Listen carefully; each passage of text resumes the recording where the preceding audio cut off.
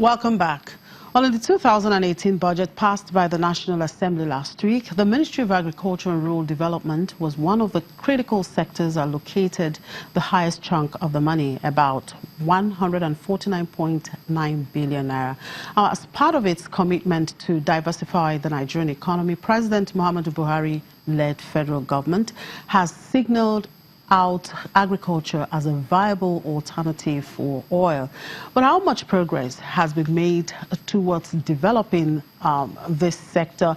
Well, even in the GDP number released this morning, we can see that the agriculture sector only grew by 3% in first quarter. That's down from 4.23% in the fourth quarter of 2017 and 3.06% in the third quarter of 2017. And so the question would be, how are we really making progress? Well, to answer those questions and more, as a professor of agriculture and environmental economics at the Federal University of Agriculture, Abeokuta, Professor Bola Okuneye.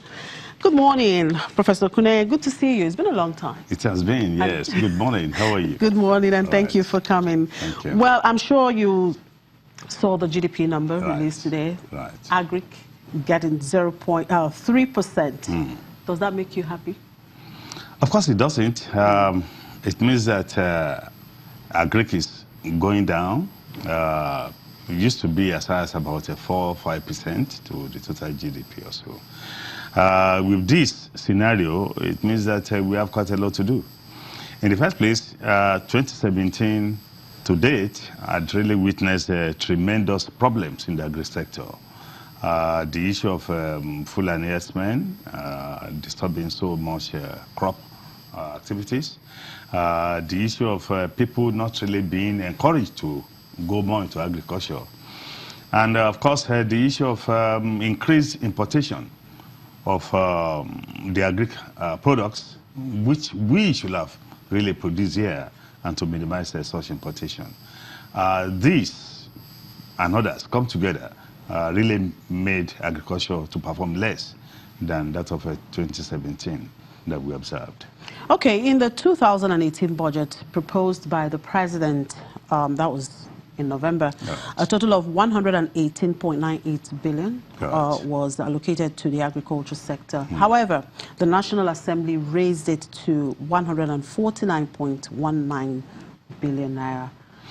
How would you react to this? I must say that I'm happy about the increase if it is retained, because 118 billion will have given us only 1.38%.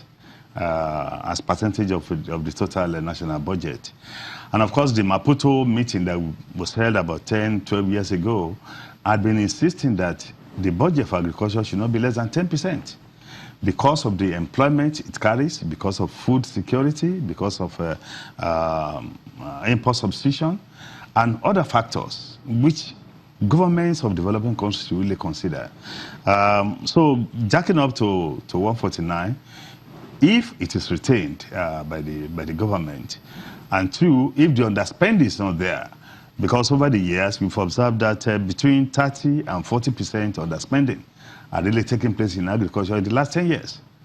That is when the budget 100, they won't spend 100, they will spend between 60 and 70. So if the underspending is not there, then one can say that the GDP contribution will increase. But look at it now. This May, we are going to June, before they start to implement. In the southern part of the country, agricultural activities started as far back as February, March. So how much impact will this one now have this year? Given the scenario that 40%, between 40 and 50% was really spent on the budget for 2017. So what will be the percentage that will now be spent on agriculture?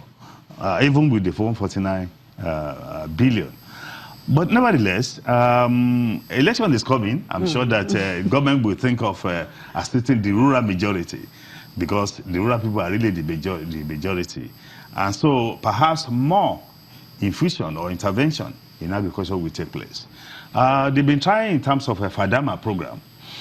And over the years, we have seen that FADAMA had contributed significantly to agricultural development in this country, and it covers the whole country. We now have Fadama 3 additional funding in place, additional finance in place. If such interventions can be intensified, then we can say that we'll come out of the slow growth of agriculture. All right, generally speaking, what's your assessment of government agricultural policy, of the government? How much impact have you really seen? I'm a policy analyst, and I could see that even though government will come up with very good programs, policies, projects, but the implementation is so weak. It's so weak in the sense that, one, the commitment is not really there. Two, the people are not really being encouraged. Three, there are some other policies that weaken the good policies that the government has for agriculture. So except all these are corrected, and except we now focus more on, one, the issue of develop the food crops as well as the livestock sector. And by doing this, it means that security should be in place so that people will not need to incur additional cost for labor, because that's what's happening now. People are now employed to now stay on their farms, so that when the herdsmen go here and there, they'll be begging them not to touch their farms. We have records for that in many parts of this country, and that increases the cost of production, and therefore that one increases the price of the various output, and it increases inflation. So I want to see greater commitment in terms of appropriate release of funds as and when due, in terms of encouraging the youth into agriculture, and in terms of value addition. Value addition is very important in the sense that by the time we produce, say, 100 tons of, say, rice, because of the lack of appropriate value addition, only 60 or 50% will go to the market. So if all these are taken into consideration and properly implemented, then we can say that we are now moving towards developing agriculture in this country. Okay, there seems to be so much emphasis on rice. Yes. As you mentioned. How close are we to self-sufficiency in rice? We are still far. We are still far. In the first place, if you go to Cotonou, I want to use the border price as well as the local price. A bag of rice is being sold for us about 11,000 naira. But when you come to Nigeria, it's between 15 and 17,000 naira. And if the local production is not really properly enhanced, we won't be able to substitute for those imported materials, even though those imported ones are not as fresh as our own. And I must say that Fadama had been trying, again, Liz Fadama we need to talk about, have been trying in terms of encouraging increased rice production. If you go to Niger State, if you go to Kogi, go to Ebonyi, go to Enugu, which we have visited over the years under the World Bank mission, we found out that tremendous progress has been made. But we need to intensify this. We need to encourage more farmers into this. We need to have appropriate land, appropriate technology in this before we can really say that in course of 3-4 years' time, we'll be self-sufficient in rice production.